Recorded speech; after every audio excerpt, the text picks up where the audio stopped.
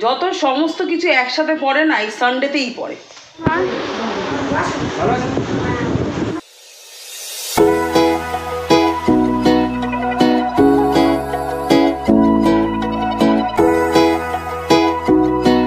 Good morning friends, welcome back to my channel India life with Amita. আশা করি আপনারা সবাই ভালো আছেন, খুব খুব ভালো থাকবেন। আজকে নিউ ব্লগ স্টার্ট করে দিলাম। আর বলবেন না ফ্রেন্ডস, আমার যে ফোনের যে কি ডিস্টার্ব শুরু হয়েছে, এই জন্য আপনারা কি শুনতেই পাচ্ছেন না, আমাকে ভয়েস মেসেজ দিতে হচ্ছে। হ্যাঁ, এক্সাম এক্সাম এক্সাম অবাক হবেন না, আজকে এক্সাম, সানডেতে এক্সাম। তা সেটা আপনারা পরেই জানতে পারবেন কিসের এক্সাম, কেন এক্সাম। কেউ কেউ তো নিশ্চয়ই বুঝেও গেছেন, না বুঝলে আমি সেটা পরে বলবো। তো তার জন্য আপনারা দেখতে থাকুন পুরো এন্ড অব দি ব্লগ। তা চলুন, ও তো রেডি হচ্ছে, ওকে শুধু চুলটা বেঁধে দিতে হবে, ঝটপট করে বেরিয়ে যাবে। কারণ 10:30টার মধ্যে ওখানে থাকা দরকার, কিন্তু আমাদের একটু লেটই হয়ে গেছে। 11টা থেকে পরীক্ষা শুরু, তা হয়ে যাবে, ওর বাবাই নিয়ে যাচ্ছে, অসুবিধে নেই। আমি গেলে বোধহয় অনেক লেট হয়ে যেত, আর আমি পারতামও না এই টাইমে। আমি গেলে তো আরও আগে বেরোনো হতো। চলুন, আর বেশি বকবক করে লাভ নেই। যত সমস্ত কিছু একসাথে পড়ে না এই সানডেতেই পড়ে, আমি দেখেছি, আর আমার তাই হয়েছে, সবই পড়েছে একসাথে। 1 hour later.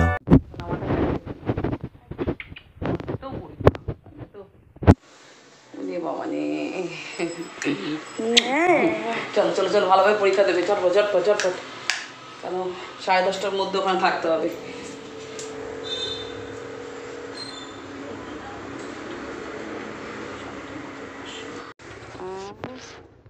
দুগ্গা দুগ্গা যেন ভালোভাবে পরীক্ষাটা দেয়।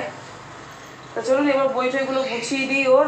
আর আজকে বাথরুম তো ধরতেই হবে আমাকে, কেন বাথরুম দুটো এত এত নোংরা হয়েছে বলার মতন না। আর দেখতে দেখতে তো পুজো আর 1 সপ্তাহ, আর পরে আর ধরার টাইমই হবে না, সময়ও হবে না। কারণ এই বছর একটু চাপে আছি, কেন মাম্মা এই বছর ও প্রোগ্রাম করছে, ও শো করছে প্রোগ্রামের, এই জন্য বড্ডই চাপে আছি। তা আপনারা সবই দেখতে পারবেন, আপনারা সবই দেখতে পারবেন। তা চলুন এটাও গুছিয়ে নিই।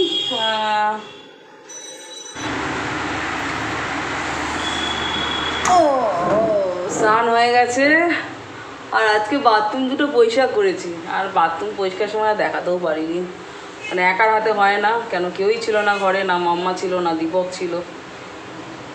তো এখন বাজে হচ্ছে কটা, 2টোর কাছাকাছি।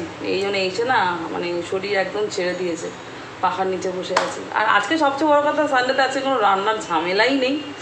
ওই যে আপনাদের তখনই বললাম যে যখন পড়ে তো পড়ে সব একসাথেই, সব রকম পড়ে, তখন না মানে কোনটা করবো, কোনটা ছেড়ে কোনটা হবে, কত তাড়াতাড়ি করবো, কত তাড়াতাড়ি যাবো। অ্যাকচুয়ালি আজকে এক জায়গায় নেমন্তন্ন আছে গৃহপ্রবেশের। সেই দিদিদের আপনারা চেনেন, অনেকেই চেনেন, আপনারা দেখেওছেন, আমাদের পাড়ারই এক দিদি। Okay. তা ওনারা এখান থেকে চলে গেছে অন্য এক জায়গায়, তা ওইখানে গৃহপ্রবেশে নেমন্তন্ন। তা গেলেই আপনারা বুঝতে পারবেন কোন দিকে কথা বলা হচ্ছে। তা চলুন, মাম্মাও চলে এসছে, জিজ্ঞেস করি পরীক্ষা কেমন হয়েছে। জিজ্ঞেস তো আমি করেছিলাম, সেইভাবে আমি করতে পারিনি, তখন ওইদিকে ব্যস্ত ছিলাম রান্নার দিক, মানে বাথরুমের দিকে। চলুন পরীক্ষা কেমন হয়েছে জিজ্ঞেস করি, সে তো সাজুগুজু করছে বেরোবে বলে। কিরে হয়েছে বাবা, সাজের বহর চলছে, পরীক্ষা কেমনও লাগে বল। ভালো। বেরিয়ে পড়েছি ফ্রেন্ডস, একদম টোটোতে বসে আছি। আর এই দেখুন গিফটটা কি সেটা আপনাদের পরে বলবো, বাড়িতে এখন না। তা ওইদিকে দাদা গেছে মিষ্টি আনতে, তার নামলাম না আমি আর। দাদা আসুক, তারপর দাদার সাথে আপনাদের সাথে দেখা করে দিচ্ছি। চলো নিয়েছো মিষ্টি?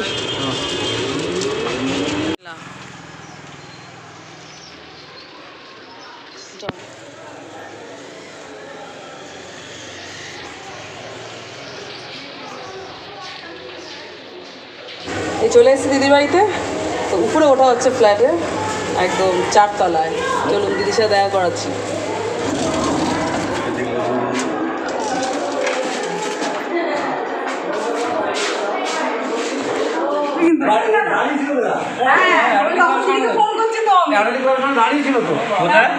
ক্লাবের সামনে বড় দোকানের সামনে।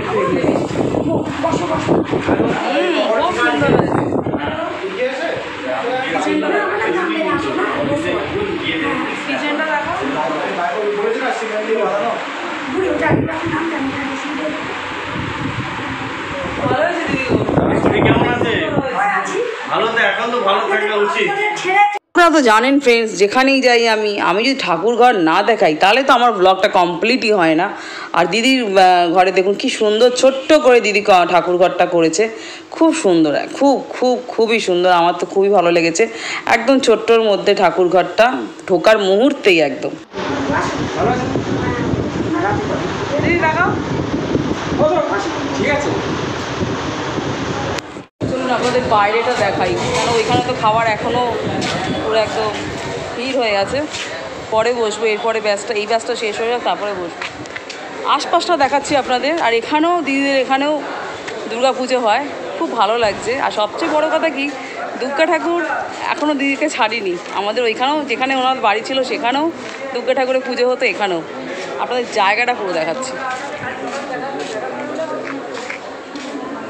এই দেখুন পুরো এখানে ফ্ল্যাট বাড়ি বোধহয় একটা দুটো গুনে বলা যাবে। আর এই দেখুন পুজো, এই যে পুজোর প্যান্ডেল হচ্ছে। আর এই দেখুন খুব সুন্দর। আর সবচেয়ে বেশি বেশি আমার ভালো লাগছে এখানে জায়গাটা, মানে গ্যাঞ্জাম না, একদম শান্ত।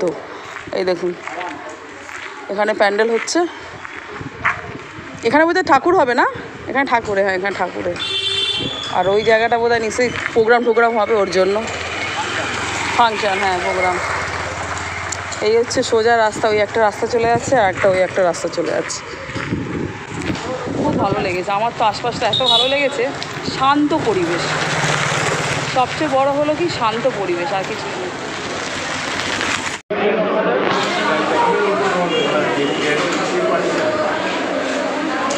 খান দাদা,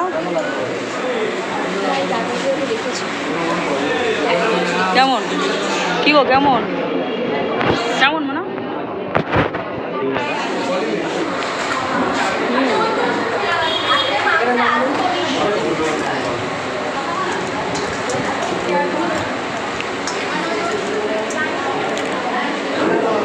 একটাও খারাপ না, দারুণ।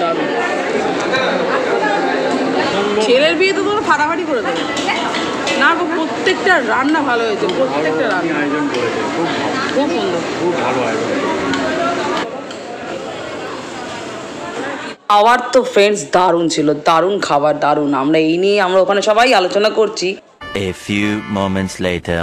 ও ফ্রেন্ডস, বাবা একেই তো দিদির বাড়ি নেমন্তন্ন, খাওয়া দাওয়া করলাম, করে তারপর এখানে ঘরে এসে একটু রেস্ট নিয়েছিলাম। রেস্ট নিয়েই তারপর আমি আবার ড্রেস চেঞ্জ করে বাইরে গেছি, একটু দরকারেই গেছিলাম।